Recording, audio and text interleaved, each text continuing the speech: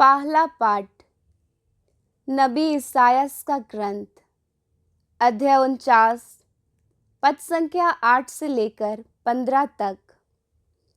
मैंने तुमको विधान की प्रजा नियुक्त किया है। प्रभु यह कहता है, मैं उपयुक्त समय में तुम्हारी सुनूंगा।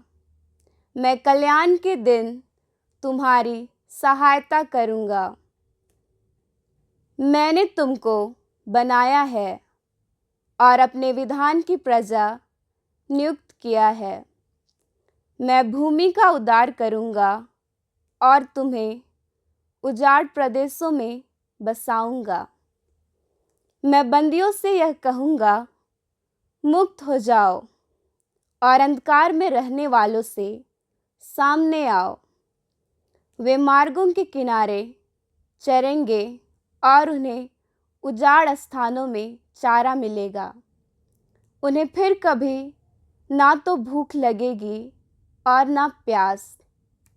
उन्हें ना तो लू से कष्ट होगा और ना धूप से, क्योंकि जो उन्हें प्यार करता है वह उनका पथ प्रदर्शन करेगा और उन्हें उमड़ते हुए जल स्रोतों तक ले चलेगा। मैं पर्वतों में रास्ता निकालूंगा और मार्गों को समतल बना दूंगा। देखो, कुछ लोग दूर से आ रहे हैं, कुछ उत्तर से, कुछ पश्चिम से और कुछ सिनीम के देश से। आकाश जयकार करे, पृथ्वी उल्लासित हो और पर्वत आनंद के गीत गाएं, क्योंकि प्रभु अपनी प्रजा को सांत्वना देता है और अपने दीनहीन लोगों पर दया करता है। सियोन यह कह रहा था, प्रभु ने मुझे छोड़ दिया है, प्रभु ने मुझे भुला दिया है। क्या स्त्री अपना दुधमुहा बच्चा भुला सकती है? क्या वह अपनी गोद के पुत्र पर तरस नहीं खाएगी?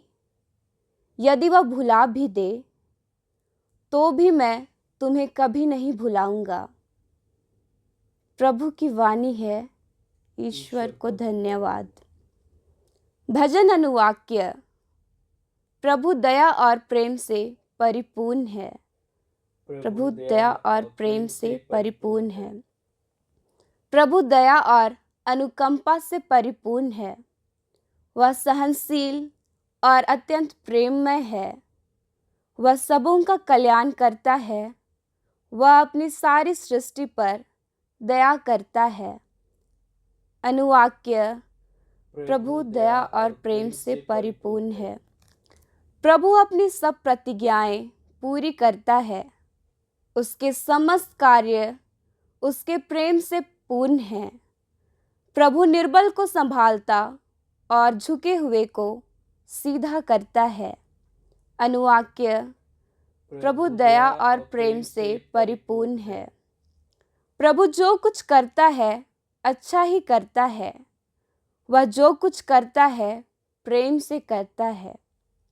वह उन सबों के निकट है जो उसका नाम लेते हैं, जो सच्चे हृदय से उससे विनती करते हैं। अनुवाक्य। प्रभु दया और प्रेम से परिपूर्ण है।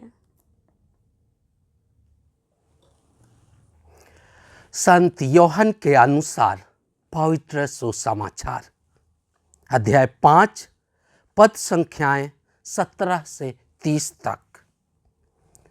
जिस तरह पिता मृतकों को उठाता और जिलाता है, उसी तरह पुत्र भी जिसे चाहता है उसे जीवन प्रदान करता है।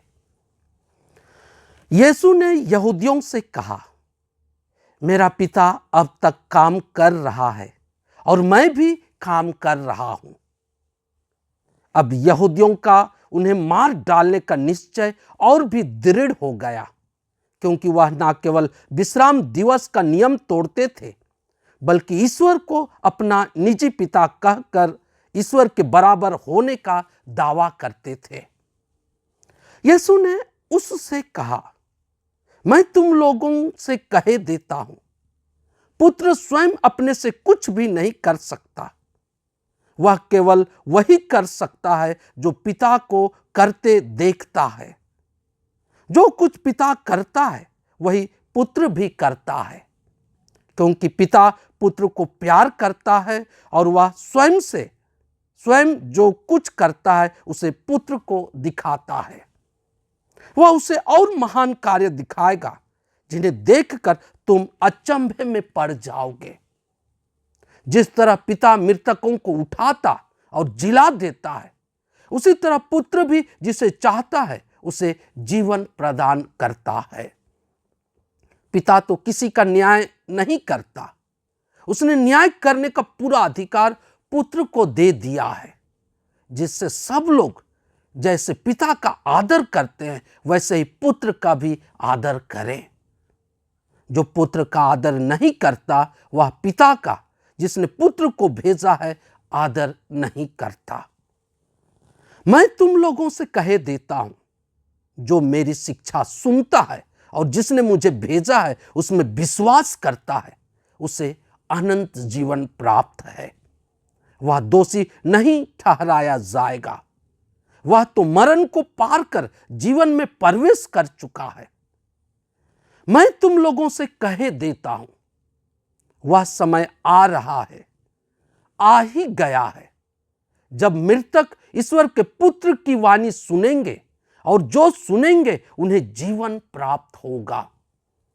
जिस तरह पिता स्वयं जीवन का स्रोत है, उसी तरह उसने पुत्र को भी जीवन का स्रोत बना दिया और उसे न्याय करने का भी अधिकार दिया है, क्योंकि वह मानव पुत्र है।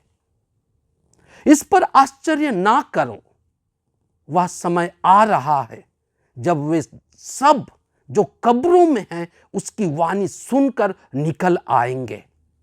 सत्कर्मी जीवन के लिए पुनर्जीवित हो जाएंगे और कुकर्मी नरक दंड के लिए।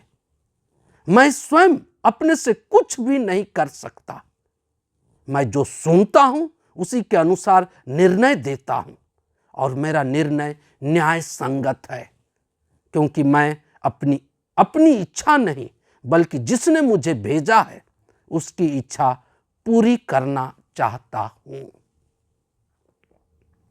प्रभु का सुसमाचार। हे ख्रिस्त तेरी स्तुति हो।